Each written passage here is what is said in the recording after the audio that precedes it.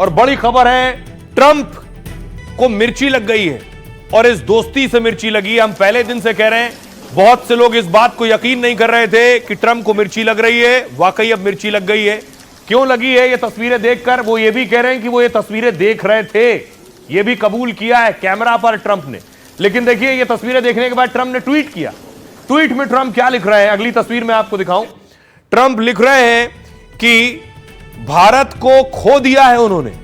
Trump लिख रहे हैं कि न सिर्फ भारत बल्कि रूस को भी खो दिया है और भारत और रूस चीन की तरफ चले गए, ये वो कबूल कर रहे हैं।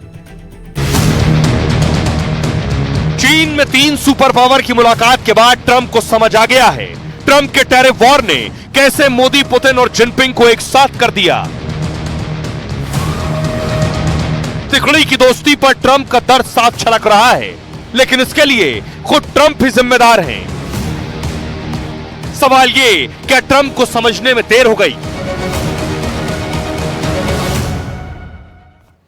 और आइए आपको बताऊं कि ट्रंप क्या कह रहे हैं, क्यों कह रहे हैं और इस पर भारत सरकार का क्या कहना है। ट्रंप कह रहे हैं कि उन्होंने खो दिया है मोदी को, भारत को। मोदी, पुतिन, जिनपिंग मुलाकात के बाद अब होश में आए हैं ट्रंप। चीन में 3 सुपर पावर की मुलाकात पर ट्रंप का बड़ा बयान आया। उन्होंने कहा, ऐसा लगता है कि हमने भारत को खो दिया, भारत और रूस को खतरनाक चीन के हाथों गवा दिया है। 3 देशों के लंबे और उज्जवल भविष्य की कामना करता हूं। ट्रंप ने मोदी, पुतिन, जिनपिंग की तस्वीरें भी साझा की। हालांकि विदेश मंत्रालय ने इस पर टिप्पणी करने से इनकार कर दिया है। दरअसल तीनों नेताओं की मुलाकात टैरिफ वॉर के बीच हुई। भारत पर 50% टैरिफ लगाने के कुछ दिन बाद यह मुलाकात हुई। पीएम मोदी 7 साल बाद एससीओ की बैठक में शामिल हुए थे। चीनी राष्ट्रपति जिनपिंग ने मोदी का रेड कारपेट वेलकम भी किया। दोनों देश सीमा विवाद भूलकर आगे बढ़ने को तैयार दिखे। भारत ने साफ किया कि वो ट्रंप टैरिफ के दबाव में नहीं है। चीन ने पहले ही भारत पर 50% टैरिफ को गलत बताया था। चीन में ही मोदी और पुतिन की भी मुलाकात हुई। पुतिन ने भी यहां से ट्रंप को सीधा संदेश दिया था कि अमेरिका, भारत और चीन को टैरिफ धमकी देना बंद करे। दुनिया भर की मीडिया की नजर इस तिकड़ी पर थी। इस मुलाकात के बाद ट्रंप के खिलाफ संदेश गया, तीनों देशों के साथ आने से ट्रंप का टैरिफ बेअसर हो जाएगा। भारत और चीन रूस से तेल पहले की तरह खरीदते रहेंगे। भारत से टकराव पर अमेरिका में भी ट्रंप पर सवाल उठ रहे हैं। अमेरिका के पूर्व एनएसए जॉन बोल्टन ने ट्रंप को घेरा है। ट्रंप के पीएम मोदी के साथ बहुत अच्छे निजी संबंध थे, लेकिन ऐसा लगता है कि अब वो खत्म हो गए हैं। अब ट्रंप ने भी सोशल मीडिया पोस्ट में यह मान लिया है। आइए आपको सुनवाता हूं। आज विदेश मंत्रालय की प्रेस कॉन्फ्रेंस हो रही थी, वहां यही सवाल पूछा गया, क्या ट्रंप जो कह रहे हैं कि उन्होंने भारत को खो दिया, इस पर क्या कह रहे हैं विदेश मंत्रालय? सुनिए। Ajay, again, I have already answered your question. I have no comments to offer on the latest post that you referred to. Ajay, again, I have already answered your question. I have no comments to offer on the latest post that you referred to. विदेश मंत्रालय ने अमूमन इस तरह की बातचीत में सरकारें दूर रहती हैं जवाब देने से, लेकिन ट्रंप ने एक दोस्त नहीं खोया है मोदी के रूप में। ट्रंप आजकल अपने सारे दोस्त खो रहे हैं। अगली तस्वीर देखिए। यह तस्वीर आप देख रहे हैं, ट्रंप जब चुनाव लड़ रहे थे तो एक शख्स जो सबसे करीब और नजदीक दिख रहा था वो थे इलॉन मस्क। साए की तरह दिख रहे थे चुनाव के दौरान, उनके कैंपेन में, प्रचार में भी मस्त दिख रहे थे। जब काउंटिंग हो रही थी तब भी मस्त दिख रहे थे, शपथ ले रहे थे तब भी मस्त दिख रहे थे, मंत्रिमंडल बना रहे थे तब भी मस्त दिख रहे थे। लेकिन ताज्जुब की बात यह है, अब मस्क गायब है। एक डिनर दिया ट्रंप ने, अगली तस्वीर दिखाऊं। सारे दोस्त छोड़कर भाग रहे हैं। इस डिनर में बड़े बड़े उद्योगपति आए थे, लेकिन सोचिए मस्क नहीं दिख रहे हैं कहीं भी। जकरबर्ग नजर आ रहे हैं आपको, बिल गेट्स नजर आ रहे हैं आपको, लेकिन मस्क नहीं है। ट्रंप ने इस डिनर को आईक्यू डिनर कहा, यानी बुद्धिजीवी इस डिनर में है, लेकिन मस्क को क्या बुद्धिजीवी नहीं मानते हैं वो, क्योंकि पहले मस्क को ही सबसे ज्यादा बुद्धिमान मानते थे।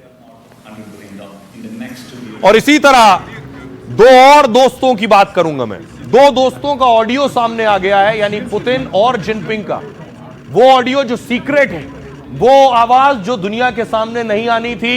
ये दोनों बात कर रहे थे कि आखिर कैसे 150 साल तक जिया जाए, कैसे अमर हुआ जाए। ये बात ऑडियो लीक हो गई। देखिए जरा क्या बातचीत कर रहे थे दोनों। आपको बताऊं कि दोनों का ऑडियो, क्योंकि माइक ऑन था, दोनों को पता नहीं चला कि माइक ऑन है, और माइक पर देखिए क्या रिकॉर्ड हुआ। दरअसल पुतिन और जिनपिंग की दिलचस्प बातचीत लीक हो गई है, जिसमें जिनपिंग कह रहे हैं 150 साल तक क्या जीना संभव है? वहीं पुतिन के ट्रांसलेटर ने जोड़ा, कैसे जवान रह सकते हैं? विक्ट्री डे परेड के दौरान जिनपिंग और पुतिन साथ जा रहे थे। इसी दौरान दोनों नेता बातचीत कर रहे थे जो लीक हो गई। पुतिन और जिनपिंग दोनों ही 72 साल के हैं इस वक्त। दोनों ने ही अपने उत्तराधिकारी का ऐलान अब तक नहीं किया है। पुतिन ने रूस के कानून में फेरबदल कर दिया है। इसके तहत 2036 तक वो रूस के राष्ट्रपति बने रहेंगे। जिनपिंग ने चीन में राष्ट्रपति पद की सीमा खत्म कर दी है। इसके बाद जिनपिंग चीन में आजीवन राष्ट्रपति रह सकते हैं। बातचीत के दौरान दोनों नेता हंसते भी दिखे। इससे यह अंदाजा लगाया गया कि दोनों नेता मजाक के मूड में। लेकिन लीक वीडियो ने एक दूसरी चर्चा छेड़ दी है। क्या 150 साल तक इंसान जिंदा रह सकता है या आगे भविष्य में कभी ऐसा हो सकता है? आइए अब आपको सुनवाता हूं दोनों की वो आवाज जिसमें वो इस पर बात कर रहे हैं। Старше 70 лет. А сегодня говорят, что он 70 лет. Это еще ребенок.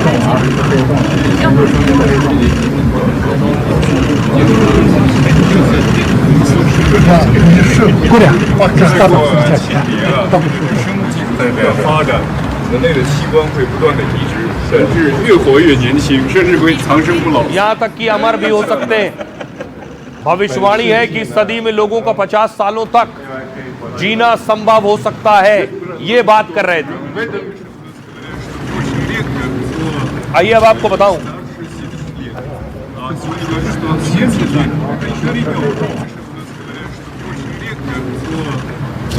Старше 70 лет. А сегодня говорят, что он 70 лет. Это еще ребенок.